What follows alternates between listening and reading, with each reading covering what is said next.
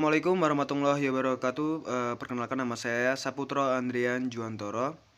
Di sini saya akan membedah novel yang saya baca yaitu berjudul Manusia dan Badainya.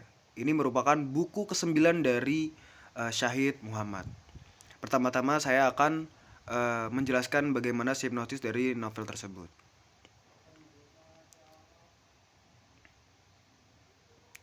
Tokoh utama dalam novel ini itu bernama Janu. Janu ini lahir di keluarga yang berada, di mana segala kebutuhannya itu tercukupi.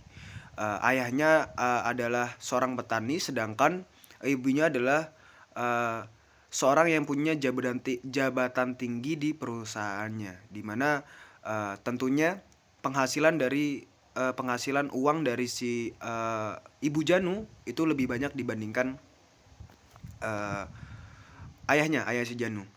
Dan sayangnya di balik semua kebutuhan-kebutuhan tersebut, ternyata ada satu hal yang tidak bisa tidak bisa didapat oleh Janu, yaitu adalah kasih sayang dari sang ibu. Eh, ibu Janu itu bisa dibilang kolot, keras kepala dan dan bahkan Janu itu tidak diberi kesempatan untuk mengenal ibunya itu seperti apa, bagaimana, dan apa masalah hidupnya gitu. Jadi tidak pernah dikasih keruangan, tidak diberi kesempatan ruang untuk berbicara, untuk ngobrol satu sama lain gitu.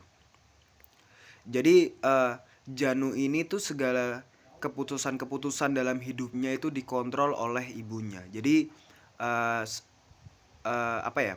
Bisa dibilang uh, perkataan ibunya itu mutlak. Dan ibunya itu juga sering Janu ini sering sering kali melihat pertengkaran yang dilakukan oleh kedua orang tuanya, di mana sebenarnya uh, ibu Janu tidak bisa menerima kalau misalkan uh, ayahnya Janu itu menjadi petani, di mana awalnya ayahnya Janu ini adalah seorang dosen dan akhirnya memutuskan untuk menjadi petani, di mana persepsi orang-orang petani itu tidak punya karir yang bagus dan tidak terjamin hidupnya. Jadi seringkali juga Janu itu dituntut oleh ibunya belajar lebih giat supaya tidak menjadi seperti ayahnya gitu.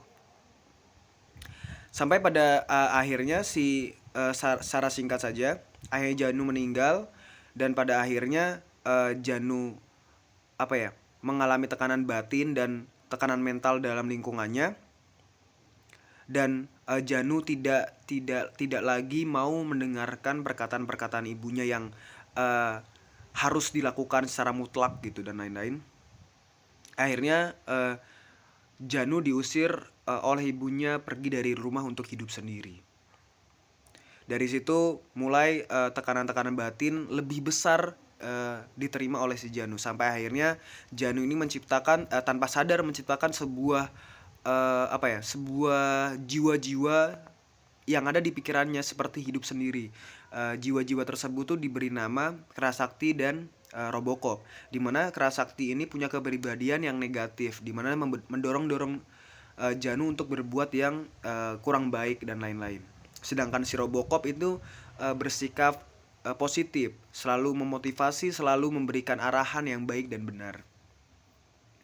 Dan di masa perkuliahannya Janu tuh bertemu dengan Pang, di mana Pang ini secara kebetulan punya background keluarga yang sama dengan Janu, yaitu uh, kurang baik, punya keluarganya berantakan segala macam.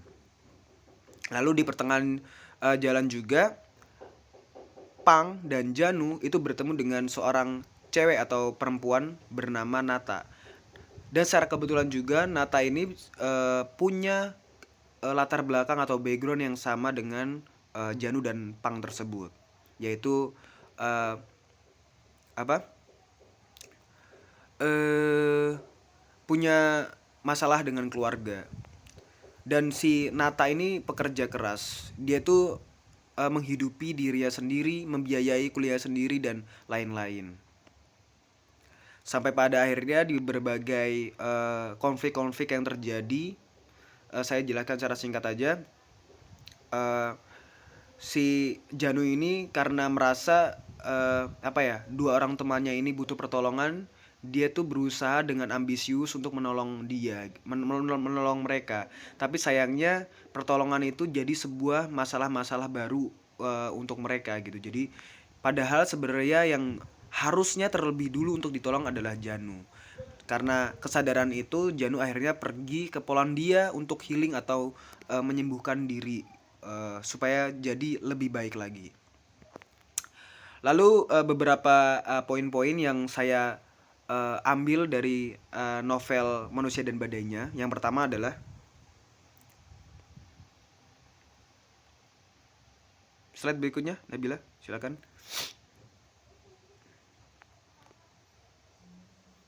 Ah, yang pertama adalah jangan menggantungkan kebahagiaanmu di orang lain. Jangan pernah menggantungkan kebahagiaan kita kepada orang lain, karena kebahagiaan itu datang dari diri kita sendiri. Karena bahagia itu kita yang buat, bukan berasal dari orang lain gitu. Karena ketika kita menggantungkan bahagia ke orang lain, ketika dia pergi, kita nggak bisa apa-apa gitu. Selanjutnya, kamu nggak bisa memaksa seorang untuk mencintai hanya karena kamu tulus mencintainya gitu. Selanjutnya poin kedua adalah toxic relationship. Kalau sedang berdua tapi rasanya seperti sendiri, mungkin kamu sedang berada pada hubungan yang salah. Karena sebenarnya hubungan toxic relationship ini adalah sebuah hubungan yang salah satu dari eh, pelaku tersebut tapi salah apa ya, dua orang insan ini sudah sadar kalau misalkan hubungan mereka tuh tidak baik-baik saja dan sudah memburuk, dan harus dimana hubungan itu harus segera diselesaikan. Tapi apa ya, sebenarnya dia tuh tidak takut dengan apa ya, bukan bukan apa ya, lebih lebih takut dengan kayak apakah hidupku lebih baik-baik saja tanpa dia di hidupku nantinya gitu, atau apa sebenarnya tidak lebih siap gitu meninggalkan sebuah memori-memori yang sebelumnya menjadi kenangan-kenangan indah gitu. Sebenarnya korban dari toxic relationship itu hal seperti itu yang mereka takutkan. Padahal sebenarnya kalau kita pergi meninggalkan hubungan itu baik-baik saja, semuanya akan baik-baik saja. Selanjutnya, tenang aja, mungkin bukan tenang aja, mungkin bukan sekarang, juga bukan besok. Ya. Selanjutnya di poin ketiga, terlalu spesifik dengan kebahagiaan. Sepertinya kita terlalu mematok standar harus punya pasangan seperti yang apa, yang ada di medsos, harus deep talk, harus love language, harus jadi support system dan lain-lain. Padahal bisa gabut dan ketawa bareng juga menyenangkan. Selanjutnya, bahagia itu sederhana. Kadang kita kurang menyadari hal yang sederhana lah yang kadang membuat kita tuh bahagia gitu. Sebagai contoh, saya tuh hal yang paling membuat saya bahagia secara sederhana adalah menunggu setiap minggu komik One Piece terbit, menunggu berbagai teori-teori yang muncul dari pikiran, menunggu apa ya, kesenangan-kesenangan itu muncul, itu jadi sebuah kebahagiaan buat saya membaca komik One Piece. Selanjutnya, kesempatan kedua. Kesempatan kedua itu akan merubah orang itu menjadi seperti apa dia nantinya. Karena tanpa kesempatan kedua, orang tidak akan bisa menjadi lebih baik. Dan ketika orang itu mencoba menjadi orang lebih baik tapi tidak dikasih kesempatan, dia akan menjadi orang lebih buruk karena tidak diberi kesempatan. Dia kembali ke tempat yang dulu pernah menerima dia menjadi orang yang buruk gitu. Selanjutnya, jangan kabur dari masalah. Jangan kabur dari masalah, karena kalau kita kabur terus balik lagi, masalah itu terlalu besar untuk kita hadapi. Selanjutnya, sebenarnya masalah itu akan selesai dengan sendirinya, ya, walaupun tidak dengan cara yang kita inginkan. Selanjutnya, jangan terburu-buru untuk move on. Kalau kamu belum bisa move on dari masa lalu, setidaknya rawatlah kesenduan itu seorang diri. Hargai yang sudah menjadi pasangannya, jangan sampai kesedihan dan kerinduan yang kamu rasakan mengganggu hubungan masa lalumu atau pasangannya saat ini. Karena ketika move on itu apa ya? Yang kita butuhkan adalah eh, karena ketika kita patah hati, apa ya, orang tersebut tuh grieving atau berduka, dan grieving berduka itu hanya perlu untuk menerima ruang untuk menerima semuanya menjadi apa ya, eh, terlihat biasa saja gitu. Jadi kayak dinikmati, enjoy the moment. Selanjutnya,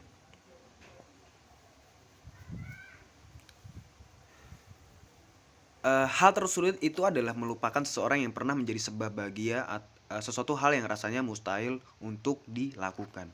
Selanjutnya,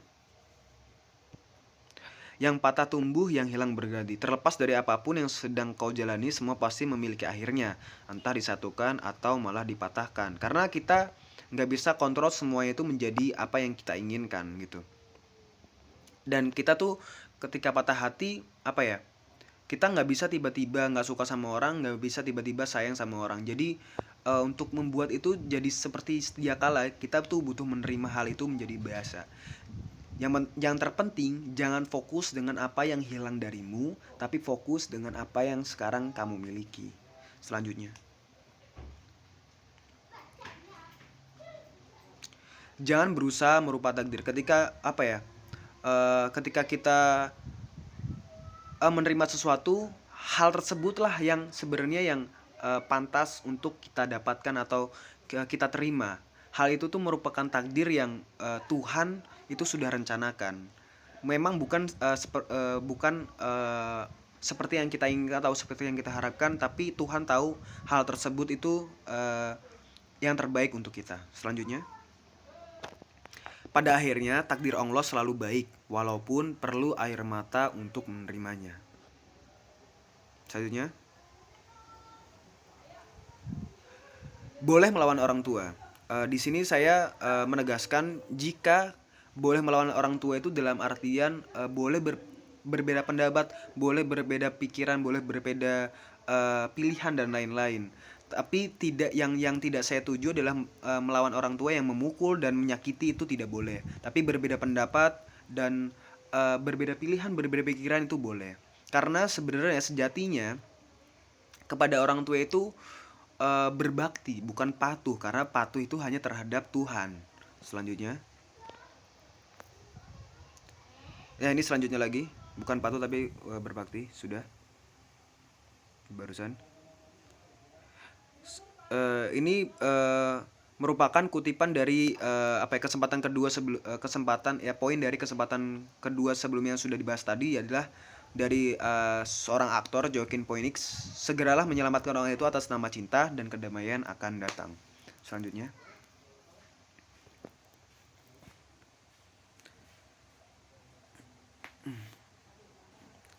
tolong dirimu dahulu.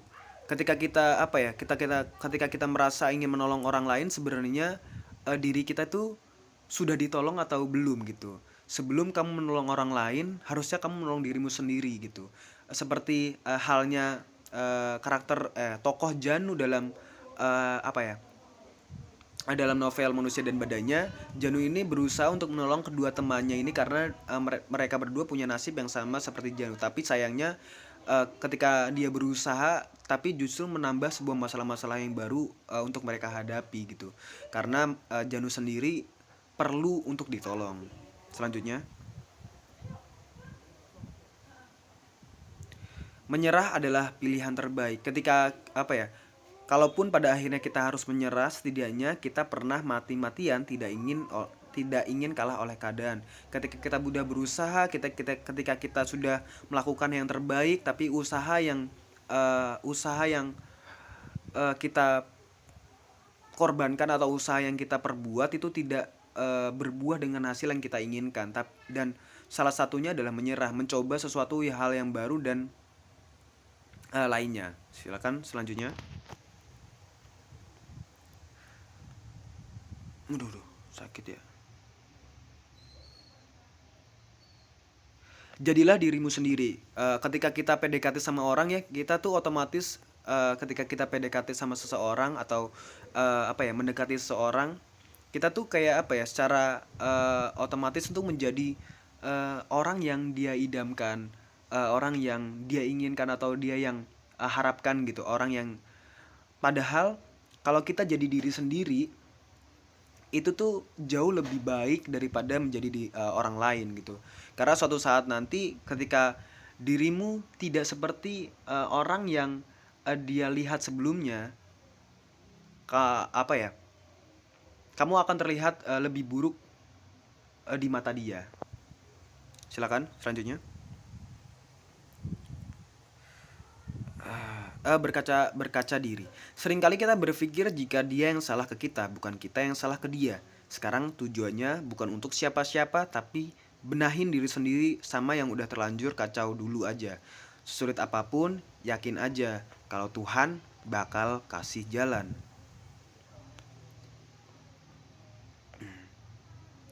Surat terakhir ya, Bill?